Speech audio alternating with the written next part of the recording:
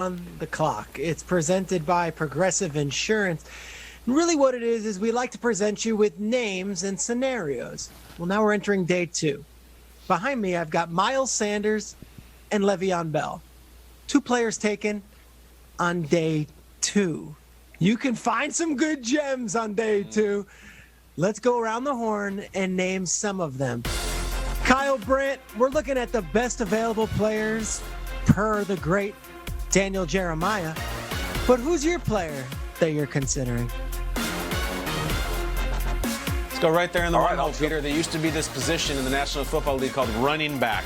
And if it weren't for Edwards-Helaire and the last pick, there wouldn't have been any drafted last night. I got to look at DeAndre Swift, the running back from Georgia. Time was you go for a couple 1,000-yard seasons at Georgia, you can be a first-round pick. And yet last night, he's the one tweeting, say no more. He had a very powerful tweet. Obviously, he was disappointed. It got retweeted thousands and thousands of times. Another Georgia guy, Mecole Hardman, tweeted, wait a sec, are you telling me that out of 32 teams, no one picked DeAndre Swift? Guys, he's a really good player, kind of in the vein of some of those other dogs. You look at Nick Chubb, you look at Todd Gurley, really productive, really versatile, and it's what we say, guys. Sometimes mama don't want their kids to grow up to be running backs. If you got a tire swing in your yard, that your kid should be throwing through it, not running through it. 2008 draft, there were 5 running backs taken in the first round because people wanted some action on Felix Jones. Nobody wanted DeAndre Swift, but as is the case with Nick Chubb, another second-round guy, maybe it works out for him. I look early in this round. Maybe it's a team like Indy, a team like Detroit. Someone can use this guy. Again, when you do Herschel Walker-type things at Georgia, you're going to do big things in the NFL too. Look for Swift to go early tonight. All right, I'm going to go with safety. I would just call him a defensive back because he can do just about everything, and that's Antoine Winfield Jr. Out of Minnesota Golden Gophers University, that is. His father, I actually played with Antoine Winfield Sr. when I was playing for the Minnesota Vikings. This is another individual that put up numbers in college. He's constantly around the ball, and he can do it all. He can play inside the box. He'll come down and hit you. And then on top of that, he'll play special teams. He was even back there at returner. So given the fact that he is a Golden Gopher, I believe this is a golden opportunity for somebody to get a pro's pro. Certain guys that come from the pedigree of fathers who were Pro Bowlers like Antoine Winfield Sr. was, they just know the game. So he's a smart individual. He has the IQ. He could come in right away and fit in on any squad. So I guarantee he'll come off the board early. The question is, where will he go? Those questions will be answered, of course, tonight on NFL Network, ABC, and ESPN. I'm looking at Tee Higgins. I feel like I've talked about him a lot in this draft process, and I want everyone to take his underwhelming pro day and throw it out the window. Turn on his highlights. This guy's 6'4". He catches everything in his general whereabouts, and he is awesome. He had as many touchdowns in his college career as other Clemson standouts, DeAndre Hopkins and Sammy Watkins. That is right, 27. So I'm looking at a team in the Midwest, the Indianapolis Colts. Do me a solid for my guy, Lip Rivers. You have T.Y. Hilton there. He's a little bit of a smaller guy on the opposite side. I want this. I want T plus T.Y. This is what I want to see. I feel like this will be an explosive, firepower offense. Colts, you didn't have a draft pick in the first round because of the DeForest Buckner thing, so let's just get Tee Higgins. Triggs, do you like that? I love that. I think Tee Higgins is one of several different wide receivers who are going to be on the board and available today. Denzel Mims fell out of the first round. There were several guys that thought maybe you could see some of the speed. Michael Pittman might go. But the guy that I like most is the guy out there in Boulder, Colorado, Laviska Shenault. 6'1", 217 pounds, does it all.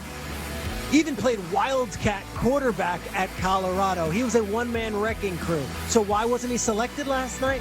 Because Laviska Shenault has some injury issues. He had surgery on March 3rd to repair a core muscle injury. It's not considered a big problem. But he's also in the past had turf toe surgery, shoulder injuries. But none of that should be a deterrent when it comes to day 2. I attended a USC-Colorado game last year. Matt Barkley and I were on the sidelines. We're walking up and down, and I say, who is that? And the great college football reporter, Bruce Feldman, says, that's the next great NFL wide receiver. Laviska Shenault has an incredible story, a tragedy in his life that he's overcome. But I look at him as a player, and I think day 2, I can get this guy. If you thought Tua was not a risk at 5, Laviska Shenault, day 2 is an absolute steal. Can't wait to see where he goes. I would look at the Pittsburgh Steelers. They can use another weapon. And in the recent history, they've had Chad Brown. They've had Cordell Stewart. They've gone up to Boulder quite a few times to find some weapons.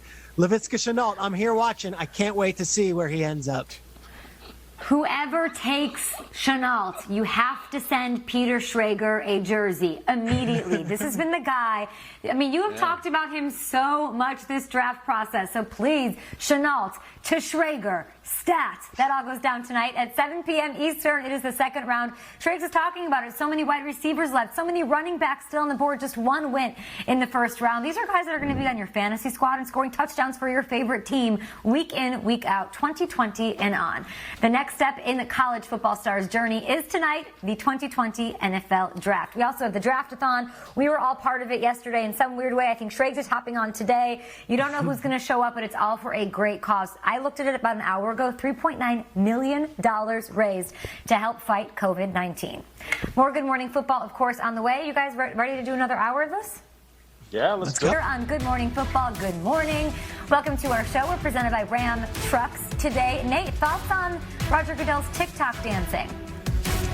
Roger Goodell was looking smooth. I'm digging. Everybody's on TikTok. Hey, you on TikTok? Are you on TikTok? I am not on TikTok. I know you and your daughter are doing some TikToking during this social distancing time. Our show's on NFL Network. You can check it out on 7 to 10 a.m. Eastern. Kyle Brandt and Peter Schrager do have a TikTok. They will tweet that out. They do dances together. It's really fun. Check it out. Right, guys? Oh, yeah. It's fantastic. Yeah, we're in a horse costume. It's awesome. All right, more on the new Chargers quarterback in a bit, more on the Dolphins' new guy, but let's hit the lead block. Lead block. Lead block. Lead block. Lead block. If you're new to our show and you're enjoying us on our simulcast today, ESPN2, welcome. We've been on from 7 to 10 a.m. Eastern here, and things get a little crazy in the third hour, especially since I don't think any of us slept more than 3 or 4 hours last night. So let's get right into it, shall we? And let's start on the West Coast. The LA Chargers got their guy, Justin Herbert. It was the 6th overall pick in the draft. And Omar Ruiz, we haven't talked to you in so long. Break it down. When Justin Herbert was tested by the Chargers offensive staff during the pre-draft process, he said he messed up a formation so badly he told his agent he didn't think he was going to be a Charger. It was a miscalculated concern, of course, as Los Angeles selected the former Oregon star with the number 6 overall pick. General Manager Tom Telesco told me he saw the reaction to that mistake as Herbert having a perfectionist mentality, one of the many intangible qualities, along with his leadership abilities, that the Chargers valued with Herbert. Herbert said there's no pressure in trying to replace Phillip Rivers or to even eventually become the face of the franchise one day. Rather, he described this as an incredible opportunity. Okay, Omar Ruiz, your facial hair and that tan absolutely win the NFL draft. But here are the quarterbacks that were taken just last night. Burrow, Tagovailoa, Herbert, and Jordan Love, a surprise trade-up from the Packers to take their backup quarterback of the future. So let's start with Peter here. When you compare Herbert's situation with Burrow in Cincinnati and Tua in Miami, did Herbert find himself in the best overall stitch? Look, here's the deal with your Justin Herbert. You go to L.A., you're going to have this responsibility to potentially be the face of the franchise in a new stadium with a relatively new fan base in a new market. But you also have something else, a really good on-the-field product. You look at the stars on this team, they're loaded. I mean, the Chargers have no excuse, even this year, after having this roster with Derwin James healthy and Bosa and Melvin Ingram. And we can go through all the different players. My issue here is, was Tua the guy or was Herbert the guy? Because Tua went at 5. If the Chargers wanted Tua to be the player, they didn't offer enough to move up in front of Miami, and they got another quarterback, and one who I'm sure they're happy with. But if they had Herbert above Tua, then they're great. They're doing flips. If they didn't, well, I wonder if they will someday regret not just offering a 2nd or a 3rd round pick and going up and getting their guy Tua Tagovailoa. Very interesting pick here because Tua would have been selling tickets and he would have had that entire market on fire. Herbert, There's a couple shrugged shoulders, and we'll see how this goes. Very interesting to see how this plays out in the long term. This is a difficult question to answer. When you're trying to think about who's in the best situation, it's tough because what do you want? Do you want to hear that Joe Burrow's in the best situation because he's going to start? We know that. The days of Andy Dalton being the starter in Cincinnati, they're done. Do you want me to say Herbert because he has an opportunity to fight for a chance to start? And he does. Think about it. The first time Tyrod Taylor micromanages a game and they don't win, that crowd is going to be yelling for Herbert. Or do you want me to answer and say that it's Tua Tagovailoa because he's going to be able to sit outside the game, watch it from a bird's eye view, learn from Ryan Fitzpatrick, and then in his second season come back smarter, healthier, and then go out there and try to light the league up.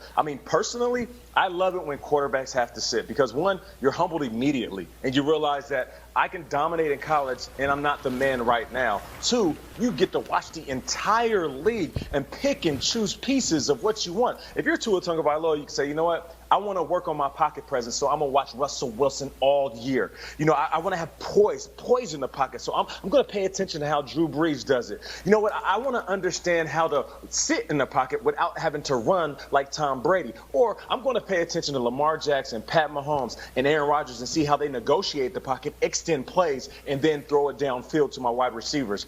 I feel like when it comes to learning and then excelling in their second season, I'm going to go with Tua Tagovailoa for the best fit in being in the best situation. Wow. I hear you, Nate. Tua does have a lot of things going for him, a lot of mystery there, though. And I look at Justin Herbert. Okay, you get to stay in the Pac-12. You get some great players around you. You get a really cool coach and a loaded roster. And you get Patrick Mahomes twice a year for the rest of your career, for the rest of your life, pretty much. I don't know how desirable that is, dropping into that Chiefs gauntlet as Mahomes is just now realizing his powers. And Justin Herbert's job, specifically, make no bones about it, guys, is to beat Patrick Mahomes. That is why you get drafted at that point, to take out the man. It's the same reason the Bears drafted Mitch Trubisky to beat Aaron Rodgers, and it hasn't really happened. I will say this, speaking of the Packers, in a roundabout way, I think Jordan Love might have landed in the best spot. Let me tell you why. Jordan Love, as we know coming up to this, a lot of work to do. Little erratic, kind of a project. If he landed somewhere where it's like, you're in, kid, that might have absolutely exploded. He's going to sit for a year. He might sit for 2 years. He might sit for 3 years. I don't know. And I know we're going to get into this, but I would bet my life that Aaron Rodgers will not only be a good mentor for him, he will be a role model and the best mentor anybody has ever had. I think it is a point of pride for Rodgers. I think he is a much more enlightened athlete than Brett Favre was at his time, and I think that Jordan Love will learn a ton from Rodgers while he waits, and it's the best thing that could ever happen to him.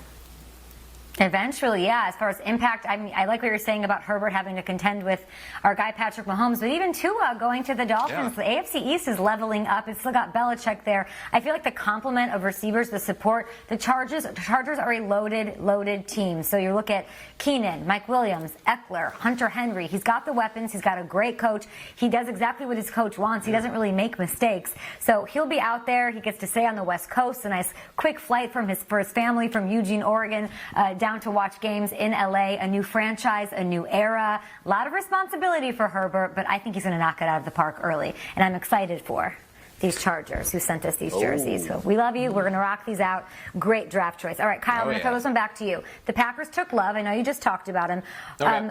I wanted to dig a little deeper into how Aaron Rodgers is feeling right now. You're saying he's more enlightened. Is he going to come out with a statement? Like, how do you think this goes? Because it's going to be under a microscope like anything he says or doesn't say is.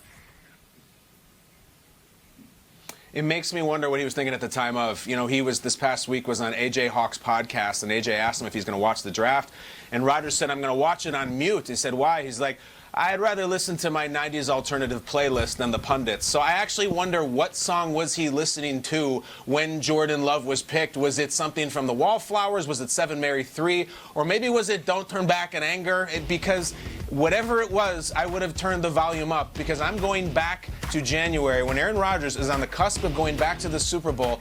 And the San Francisco 49ers are not just beating them, they're beating them up. Guys, the Niners were running on 3rd and long. I mean 3rd and 9. They were running the ball because they could. They were dunking the Packers under the pool so hard. And the Packers' response to that, when there's guys like Patrick Queen sitting there, and there's muscle, and there's defensive enforcers, is to get a guy who will not play a down for potentially multiple years. I think Rodgers must be frustrated, maybe exasperated, and yet I will double back on this. I think that one of the most important things in Rodgers' career, and I'm talking out of it, I don't know him, anything, is to not do to the next quarterback what Favre did to him. I think he will swallow it, and I think he will teach Jordan Love everything he knows, but I do not think the Packers got better last night, and I actually think they hurt their chances to get Rodgers to another Super Bowl. Because everybody everywhere else is saying Rodgers is throwing things around his room. They want to get a camera on his reaction. Guys, that was a scarring experience for Rodgers those first few years with Favre. Favre was not kind to him, was outright cruel at times. But in recent years, they have both spoken how they have now come to great terms and are actually friends. And Rodgers right now is actually older than Favre was when they drafted Rodgers back in 2005. I'm with Kyle on this. I think that Rodgers here, it would be really hypocritical and it would really be out of character for him to outwardly be vindictive or hold it against the young man coming in here. But I also don't think he's going to be showing him the ropes. I don't think he's going to be one of these guys who's going to be staying late at practice to make sure Jordan Love takes his job. It's going to be a competition, but he's not going to go out of his way to make times hard for him. Brett Favre did that to him. I don't think Rodgers wants to do that to the next guy.